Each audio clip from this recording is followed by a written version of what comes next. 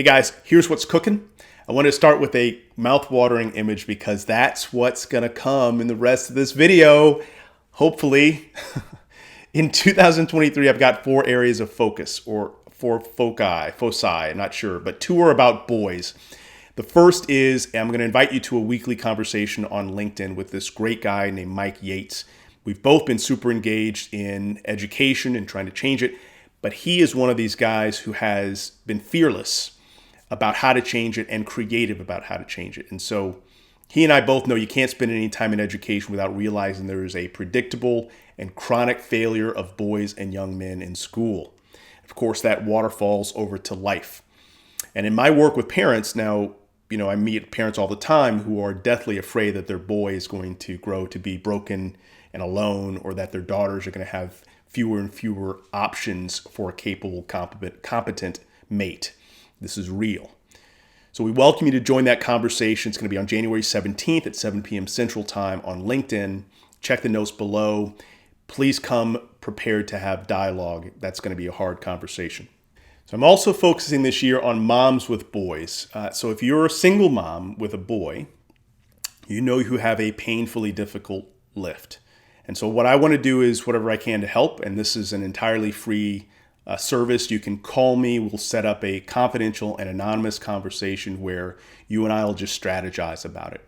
But I ask you to allow me to record the conversation, again, anonymously, so that I can take that recording and share that with other moms so they can begin to hear our conversation and to build their own strategies as a result. And so check the notes below for how to schedule with me, and look forward to that conversation.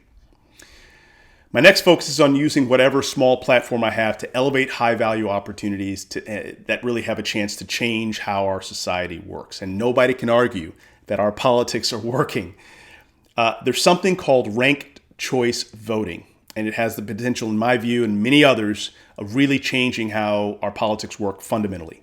It's been proven to help parties nominate more thoughtful candidates who have greater appeal, broader appeal. It's been proven to save taxpayer money in the elections. It's been proven to decrease the amount of negative campaigning. Now, if these aren't win-win-win situations, I'm not sure what is. So on January 19th at 6 p.m., we're co-hosting a gathering at a friend's home. And again, this is for folks just in Houston. So if you're in Houston, please email me. I'll send you the particulars. Put a comment in the note. I'll send you a response to that as well.